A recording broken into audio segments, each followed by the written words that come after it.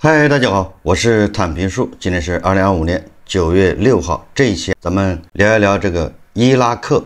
在我的印象里面，这个伊拉克已经很久没有出现在咱们媒体的报道，中文互联网上，中文媒体包括喉舌，现在很少看到关于伊拉克的报道。有很多网友说，关于伊拉克没有消息就是最好的消息。还有人说，在每天晚上7点的节目中没有看到伊拉克，他就放心了。最近网上有一篇报道，是《经济学人》的，当然了，这个不是咱们的喉舌媒体报道的，是《经济学人》这篇报道在网上流传，标题叫“令全球意外的繁荣城市巴格达”。从这个标题看，就知道为什么咱们已经对伊拉克失去了兴趣，因为伊拉克已经没有办法给咱们提供一个样本。或者说伊拉克已经失去了宣传的价值和意义。我们看这个《经济学人》，他是怎么说这个伊拉克的？自美国入侵以来，伊拉克人口增加了2000万。这文章说起重机在巴格达的天际线拔地而起，电锯的尖锐声此起彼伏。在酷热的夏日阳光下，工人们正在一家时尚的奶酪店外铺设新的人行道。巴格达正经历一场建筑热潮。伊拉克如今出奇的稳定，这不仅吸引了外国投资，也正在重塑这座首都。经过多年战争和动荡，我们计划改善公共服务和基础设施。伊拉克总理穆罕默德·苏达尼在接受经纪人采访时说，自2022年10月上任以来，他的政府已在巴格达新建了20座桥梁和立交桥，其中有一座桥甚至仅用了80天就完工，这叫巴格达速度。伊拉克奇迹说，至少有4家新医院投入使用，其中包括伊拉克首家癌症专科中心，以及一家由韩国设计的重症监护医院。全国还新建或重建了1700多所学校，即将开业的高档酒店就有6家。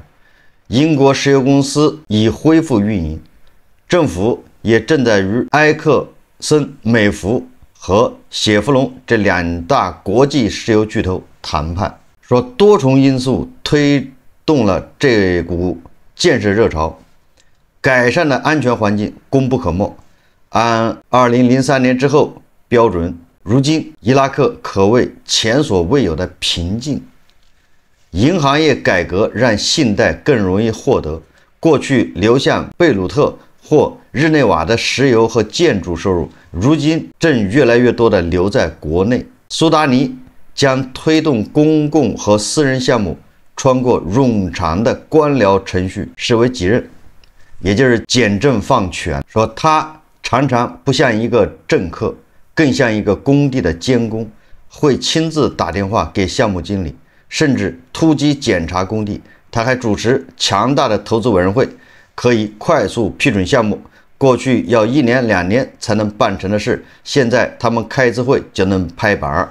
伊拉克大型房地产公司安瓦吉的董事长纳米尔·阿卡比说该公司正不断在巴格达新建公寓楼，进展并不限于首都。苏达尼推动了政府服务的数字化，如今巴格达的护照办公室最快只需要45分钟就能发放新护照，官员甚至称这是全球最快的。直到2023年，伊拉克的年度关税收入从未突破9000亿迪纳尔，就大概不到7亿美元，而今年预计将超过3万亿迪纳尔。也就这2年伊拉克的这关税收入是翻了3倍。一位联合国官员表示，多亏了数字化，那种用香蕉名义报关，实则整箱走私 iPhone 的来逃避费用的手法已经成为历史。说政府工资现在不再用现金发放，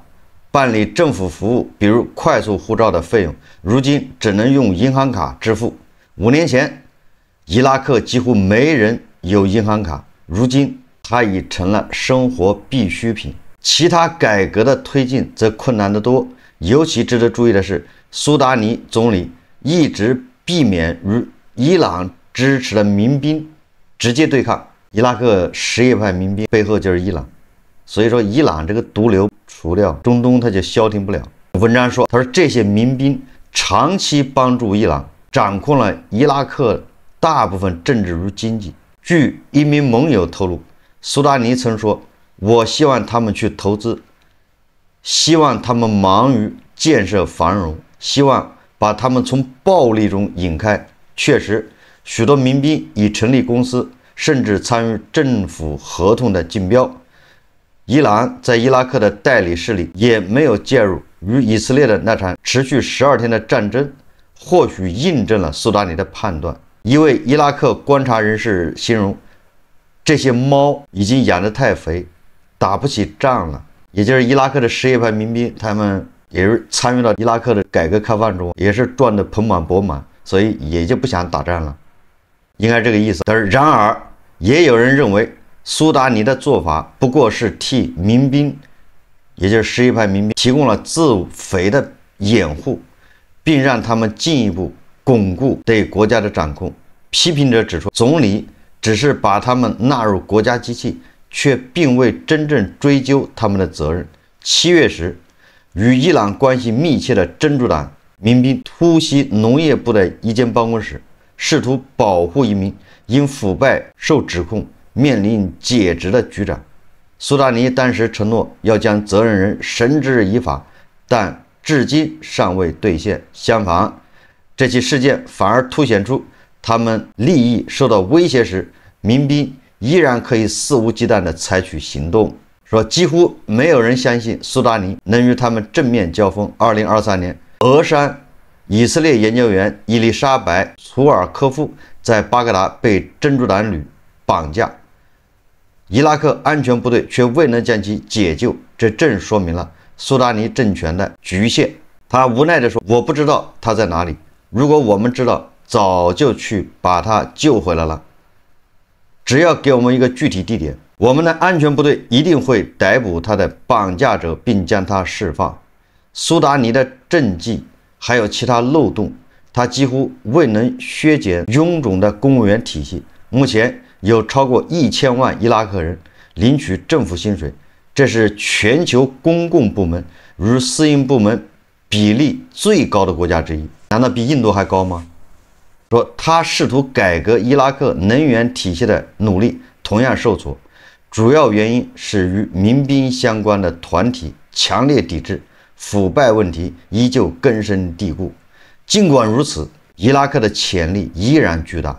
根据2024年人口普查，该国人口约4600万，且每年增长100万，人口结构年轻。如今的伊拉克人口比美国入侵前多出整整2000万，也就是翻了将近1倍。那这个就不太好在大国宣传了，不好解释。就是美帝侵略了伊拉克，伊拉克生活在水深火热之中，水深火热，那怎么人口还增长了1倍？印度是歌舞升平，人口是断崖式下降，其实不太好解释。万一印度的小粉小红要较真，但凡有一个人动脑子想一想，皇帝的新装，对不对？就容易出问题。我想这恐怕也是伊拉克从印度媒体淡出的一个主要原因。经济学人还说，他说今年11月即将举行大选，苏达尼希望能连任，以完成他开启的改革。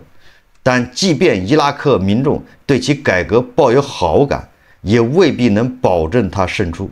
什叶派协调框架，一个伊朗支持派系的联盟，内部有不少人视苏达尼为其利益的威胁。如果他们携手反对他，他的改革成果很可能昙花一现。这就是《经济学人》的报道，令全球意外的繁荣城市巴格达。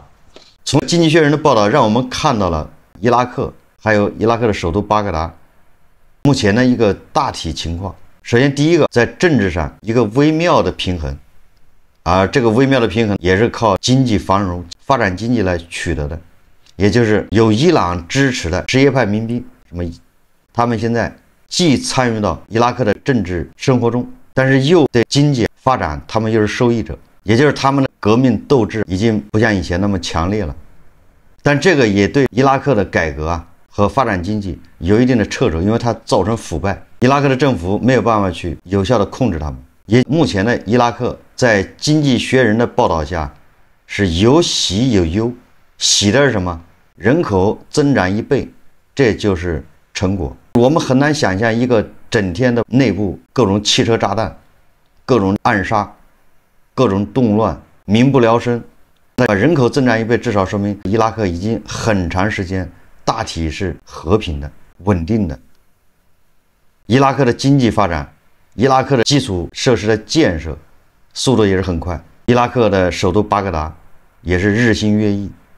伊拉克全国1700座学校得到恢复或者重建，这些都是成就啊。但同时，它引诱的背后就是来自伊朗。伊朗的伊斯兰革命这种输出这种极端思想，危害整个中东。胡锡进老师面对《经济学人》的这样的报道，不知道作何感想，对吧？20多年前啊，美军入侵伊拉克的时候，我们这边涌现了很多专家和媒体工作者，他们跟伊拉克的当时的外交部长萨哈夫是吧，还是新闻发言人萨哈夫一唱一和。胡锡进老师所任职的《环球时报》还写过一篇文章，叫《萨达姆为什么不慌》，也就是当伊拉克啊面对美军大军压境，说萨达姆为什么不慌？胡锡进老师还写过好几篇报道。胡锡进老师所鼓吹的萨达姆他的统治，现在回头看看，伊拉克人离开了萨达姆，到底是萨达姆需要伊拉克人，还是伊拉克人需要萨达姆？这个也是伊拉克啊不宜再宣传的一个原因。离开了萨达姆，伊拉克人似乎过得更好。萨达姆被推翻之前，很多伊拉克人很有可能认为，如果离开了萨达姆，那伊拉克就完蛋了，那伊拉克人一定是水深火热，那伊拉克一定会被美西方给叫屠戮殆尽，叫杀干净。就像朝鲜不是有个歌曲吗？离开了你，我们怎么活？巧了，现在这一幕好像似乎要在委内瑞拉要重演。最近美国总统特朗普跟委内瑞拉干上了，他以打击拉美贩毒集团为由，在委内瑞拉附近。You're wrong in your question. Number one, Venezuela is a major source, and the reason why is the following. And I've seen a lot of this reporting, and it's fake reporting, and I'll tell you why. It says that somehow Venezuela is not involved in the drug trade because the UN says they're not involved in the drug trade. I don't care what the UN says. The UN doesn't know what they're talking about. Maduro is indicted by a grand jury in the Southern District of New York. That means the Southern District of New York presented the evidence to a grand jury, and a grand jury indicted him. And then a superseding indictment came out that was unsealed about a year and a half ago that specifically detailed Maduro's actions. So number one, let there be no doubt, Nicolas Maduro is an indicted drug trafficker in the United States, and he's a fugitive of American justice. 加勒比海域部署多艘军舰，而且不停的调兵遣将，什么 F-35是吧？是各种军舰都在往那儿聚集。委内瑞拉总统马杜罗9月1号指出，他说南美洲大陆正面临100年来最大的威胁。所以马杜罗也不怂，立马启动首轮民兵组织动员，召集820万公民与备役的人员，向特朗普以及特朗普这个小集团展示委内瑞拉的力量，秀肌肉。他轻松的就可以召集820万民兵，这简直就是全民皆兵。我记得当年伊拉克面对美帝的时候啊，伊拉克叫共和国卫队，号称是全世界排第3还是第4。如果仅仅比较陆军，那叫伊拉克的共和国卫队，那简直是没有对手。据说有120万精锐之师。结果让中国的军事专家纳闷的是，当美军的坦克在伊拉克的沙漠或者高速公路上奔驰的时候，其实美国人很纳闷，宣传了120万共和国卫队人在哪就没有发现。很多专家推测说他们是在挖地道，准备打地道战。事后美军占领了伊拉克以后，好像也没看见哪儿有什么地道，就像加沙一样，加沙下面都挖空了，都是地道。后来才发现，伊拉克的那些革命卫队，人家看见美军来了之后，二话不说，把衣服一脱，直接换上平民的衣服，把枪一扔，拿起锄头就开始干农活，立马变农民。专家他很难理解这些人为什么会这样，因为他们想明白了，这美帝要收拾的不是他们。这美帝要收拾的是萨达姆，跟伊拉克人有什么关系呢？他们死乞白赖的保护萨达姆，图什么呢？保护特权是吗？所以说，委内瑞拉总统马杜罗虽然召集了820万这个预备役民兵，这些人谁能保证他遇到美军的时候，他不放下武器，拿起锄头呢？他们为什么要保护马杜罗呢？是觉得马杜罗赚的钱少了吗？2025年8月，美国司法部宣布查封马杜罗在美国的7亿美元资产，包括2架私人飞机、瑞士银行的1.2亿美元存款，以及叫奥里诺克油田的股权。如果马杜罗不做回应，那么很多人认为这是个段子，因为美帝净爱干这事，动不动说别的国家这些领导人在他们那些存款用来实际上是抹黑别的国家，大家都这么认为。结果马杜罗他回应了，煞有介事的这是解释，他说我的收入全是合法收入，现金是通过购买彩票合法获得，私人飞机产权属于委内瑞拉人民，我只有使用权，就像司令官什么劳斯莱斯一样，那都是属于大头的，都是全民所有，只不过司令官有使用权而已。但是美国人他不理解这个，他搞不清，他不懂，所以总是要造谣。但是马杜罗他召集了800多万的民兵，却不敢给他们发枪。网上又有人说咱们的专家出来，就像22年前一样，又开始讲话了。咱们的军事专家李某说马杜罗不慌，委内瑞拉军事实力不弱。这个专家前不久还说，如果美国敢打伊朗，那伊朗就能半个小时之内消灭以色列。这个马杜罗说了，或者是萨达姆、卡扎菲、巴沙尔这些人在一起开了个会，碰个头，得出个结论，就是美帝其实不可怕，就怕某国的专家发话，某国专家挺谁，谁死得快。胡锦老师那篇出名的叫什么？萨达姆为什么不慌？结果萨达姆没多长时间就吊死了。所以现在这个专家说马杜罗不慌，这个马杜罗恐怕想死的心都已经有了，一面假意要跟特朗普要对着干，一面恐怕向特朗普示弱，放他一条生路。但是好像特朗普有点上头了，就在今天上午，特朗普下令击落任何以威胁方式接近美国海军舰艇的委内瑞拉战机。这不是好像马杜罗让委内瑞拉的这个飞机 F-16挂着导弹去美国海军舰艇那儿挑衅，说特朗普又尿了。2架委内瑞拉 F-16战斗机在加勒比海挑衅接近美国海军驱逐舰叫杰森·邓纳姆号。随着事件发酵，紧张局势持续升温。